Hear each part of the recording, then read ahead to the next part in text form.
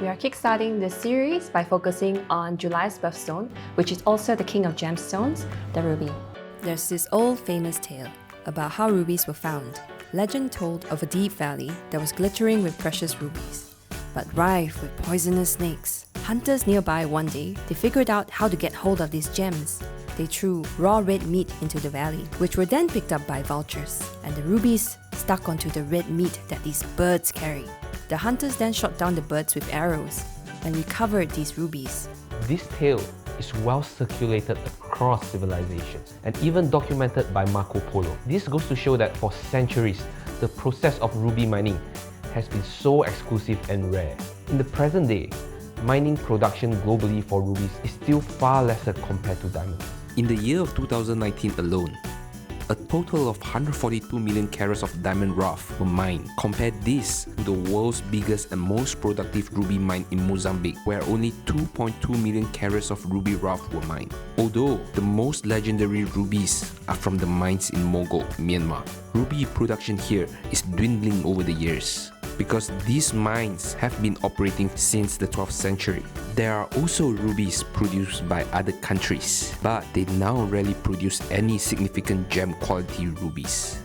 The scarcity of ruby mining is one reason why rubies are valued at higher prices than diamonds. And the second reason rubies are rare is because they form under real accidents of nature. Rubies and sapphires are actually from the same family of mineral called corundum. But for a ruby to form, it needs traces of an impurity called chromium to give it that pinkish red to blood red color. When a corundum contains no other impurities, then it will result as a colorless sapphire.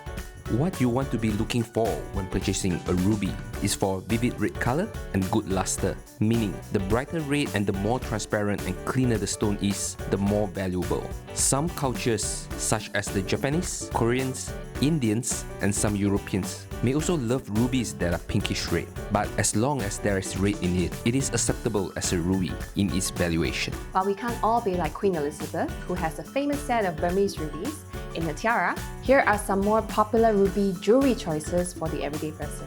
From a visual standpoint, as rings, rubies make its wearer look powerful and adventurous. This is the popular choice of ruby investors and for bold, self-made personalities. Rubies as a pendant is a memorable romantic gift because the deep red symbolizes intense passion, loyalty, and love. French jewelers in the 1800s referred to the ruby as the dearly loved stone. Ruby is also meant for the 15th or 40th wedding anniversary gifts. Ruby earrings, needless to say, makes its wearer a magnetic center of attention.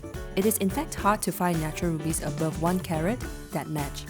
The way we see it, natural ruby prices are only going to rise in the future. This is a chart of Myanmar and Mozambique ruby prices over 3 decades. Nowadays, it is because of the scarcity of rubies from Myanmar. The prices of it have increased drastically over the years. In the 1990s, 1 carat sized unheated rubies from Myanmar are priced around $1,000 to $3,000 per carat. But today, the exact same pieces of rubies are easily worth $10,000 to $30,000 per carat, becoming sought after as collector's pieces. To date, in 2020, the most in demand and only steady production rubies are from Mozambique. The mine there is still new, being discovered year 2008, and production is still plenty. In the past history, other ruby mining production usually lasts for 10 to 15 years only. When the production of rubies from Mozambique are low in the future, like how it has happened for Myanmar, prices of rubies from Mozambique are sure to soar. In our next episode, we'll be sharing more about the factors that affect a ruby's value.